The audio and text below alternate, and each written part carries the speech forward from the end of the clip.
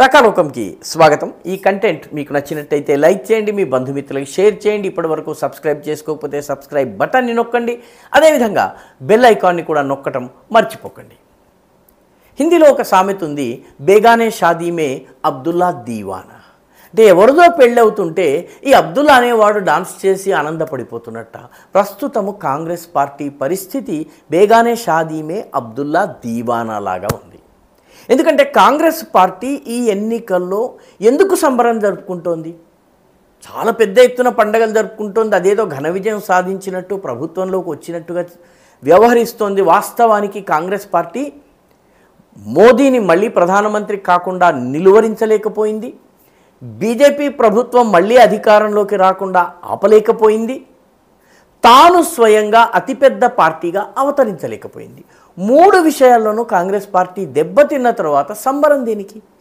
సంబరం ఒకే ఒక్క విషయానికి, అదేంటంటే భారతీయ జనతా పార్టీ సొంత బలం మీద 273 సీట్లు గెలుచుకోలేకపోయింది. అంటే ఒక 30 సీట్లు తక్కువ పడ్డాయి. దానికి కాంగ్రెస్ పార్టీ సంబరాలు చేసుకుంటుంది. వాస్తవానికి ఈ ఎన్నికల్లో కాంగ్రెస్ చాలా బలపడిపోయిందని చాలామంది చెప్తున్నారు. వాస్తవం ఏమిటి? ఒక్కసారి మనం గనక లెక్క చూస్తే ప్రస్తుతము 3 రాష్ట్రాల్లో కాంగ్రెస్ పార్టీ అధికారంలో ఉంది.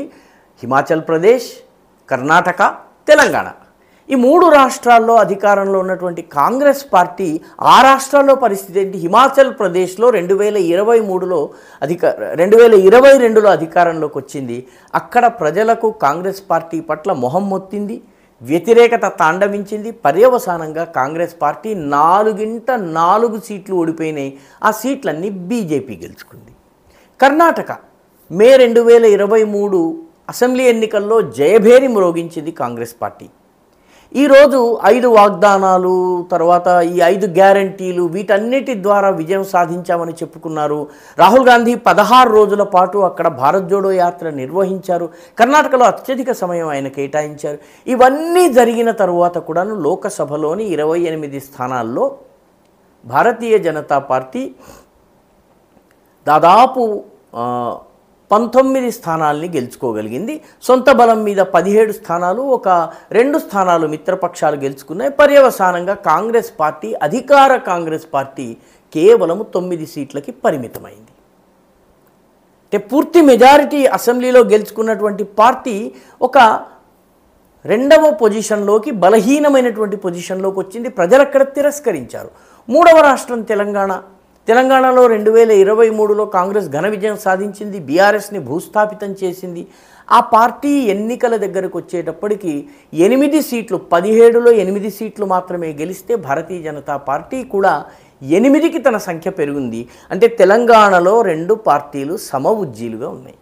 కాబట్టి గెలిచినటువంటి అధికారం ఉన్నటువంటి 3 రాష్ట్రాలలో ఒక్క రాష్ట్రంలో కూడాను కాంగ్రెస్ మెజారిటీ సాధించలేదు. బీజేపీ మెజారిటీ ఒక 30-35 సీట్లు తగ్గినాయి.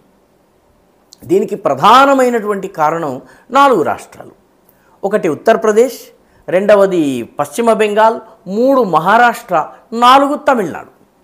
ఈ 4 రాష్ట్రాల్లోనూ కాంగ్రెస్ వల్ల బీజేపీ స్కోరు తగ్గలేదు. బీజేపీ స్కోరు తగ్గింది అక్కడున్నటువంటి బలమైనటువంటి ప్రాంతీయ పార్టీ, ఆ పార్టీ ఇండి కూటమిలో సభ్యురాలు. ఉత్తరప్రదేశ్లో సమాజ్వాదీ పార్టీ చాలా బాగా పర్ఫామ్ చేసింది. కాంగ్రెస్ పార్టీ సమాజ్వాదీ పార్టీ భుజం మీదకెక్కి 6 సీట్లు గెలుచుకుంది. కాబట్టి అక్కడ కాంగ్రెస్ పార్టీ గెలిచింది కాదు, అక్కడ గెలిచింది సమాజ్వాదీ పార్టీ, సపా. బీజేపీకి పెద్ద నష్టం జరిగింది ఉత్తరప్రదేశ్లో. ఈ నష్టము సమాజ్వాదీ పార్టీ వల్ల జరిగింది, కాంగ్రెస్ వల్ల జరగలేదు. రెండవది మహారాష్ట్రలో ఉద్ధవ్ ఠాకరే గ్రూప్, శివసేన, అదేవిధంగా శరద్ పవార్ నేషనలిస్ట్ కాంగ్రెస్ పార్టీ, ఈ 2 చాలా బాగా పర్ఫామ్ చేశాయి. వీటి సహాయంతో కాంగ్రెస్ పార్టీ కొన్ని స్థానాల్ని గెలుచుకోగలిగింది. పర్యవసానంగా బీజేపీ ఓవరాల్ స్కోర్ తగ్గింది. బీజేపీకి అక్కడ పెద్ద నష్టం వాటిల్లింది. కానీ ఇక్కడ కూడాను బీజేపీని దెబ్బతీసింది ఈ 2 ఇండి కూటమి ప్రాంతీయ పార్టీలు మాత్రమే, కాంగ్రెస్ పార్టీ కాదు. 3వ రాష్ట్రం పశ్చిమ బెంగాల్లో ఉన్నటువంటి సీట్లలో దాదాపు 42 సీట్లు ఉంటాయి అక్కడ. ఈ 42 సీట్లలో తృణమూల్ కాంగ్రెస్ అత్యధిక సంఖ్యలో పశ్చిమ బెంగాల్లో 42 సీట్లు ఉండవు, కొంచెం తక్కువ ఉంటాయి. మొత్తం మీద అక్కడ తృణమూల్ కాంగ్రెస్ ఘన విజయం సాధించింది. బీజేపీ గతంలో 18 ఉండే, ఇప్పుడు 11కి తగ్గిందంటే 7 సీట్లు తగ్గాయి. తృణమూల్ కాంగ్రెస్ని బీజేపీ ఓడించలేకపోయింది. ఇక్కడ కాంగ్రెస్ పార్టీ పరిస్థితి ఏంటి? కాంగ్రెస్ పార్టీ ఒంటరిగా పోరాడింది. ఇండి కూటమి భాగస్వామ్య పార్టీగా తృణమూల్ కాంగ్రెస్ గుర్తించలేదు. ఒంటరిగా పోరాడిన తరువాత ఉన్న 2 సీట్లలో 1 సీటుని కోల్పోయి 1 సీటు మాత్రమే కాంగ్రెస్ గెలుచుకోగలిగింది. కాబట్టి బీజేపీ బలం తగ్గినటువంటి రాష్ట్రాలన్నిట కాంగ్రెస్ వల్ల బీజేపీ దెబ్బతినలేదు. తమిళనాడు కేసు కూడా తీసుకుంటే తమిళనాడులో బీజేపీ బలహీనము. ఇంతకు ముందు సీట్ లేదు, ఈసారి కూడా సీట్ రాలేదు. ఓట్ల శాతం పెరిగినప్పటికీ తమిళనాడులో డిఎంకే ఎక్కువ సీట్లు గెలుచుకుంది. డిఎంకే భుజం మీద ఎక్కి కాంగ్రెస్ కొన్ని సీట్లు గెలుచుకుంది. కాబట్టి ఎన్డీఏ కూటమిని దెబ్బతీసినటువంటి 4 రాష్ట్రాల్లోనూ ఇండి కూటమి ప్రాంతీయ పార్టీలు బాగా పర్ఫామ్ చేశాయి. కాంగ్రెస్ పార్టీ బాగా పర్ఫామ్ చేయలేదు. కాబట్టి కాంగ్రెస్ గెలిచింది కేవలము 99 స్థానాలు మాత్రమే. అవి కూడాను కోర్ స్టేట్స్, ఎక్కడైతే గెలవాలో, ఎక్కడ గెలిస్తే అయితే ప్రభుత్వం ఏర్పాటు చేయగలరో ఆ ప్రాంతాలలో గెలవలేదు. బీహార్ కాంగ్రెస్ చాలా భయంకరంగా ఓడిపోయింది. మధ్యప్రదేశ్ కాంగ్రెస్ చాలా దెబ్బతిన్నది.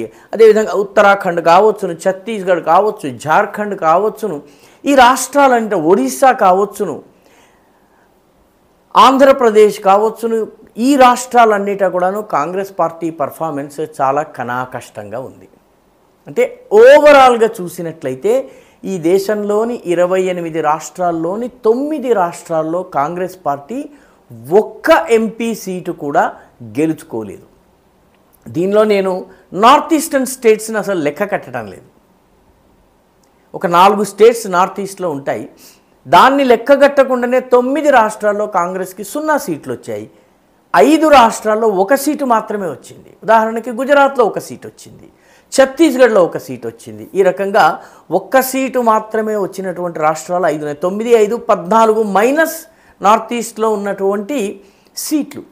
4-5 రాష్ట్రాల్లో కాంగ్రెస్ పార్టీ 1 సీటు కూడా గెలవలేదు.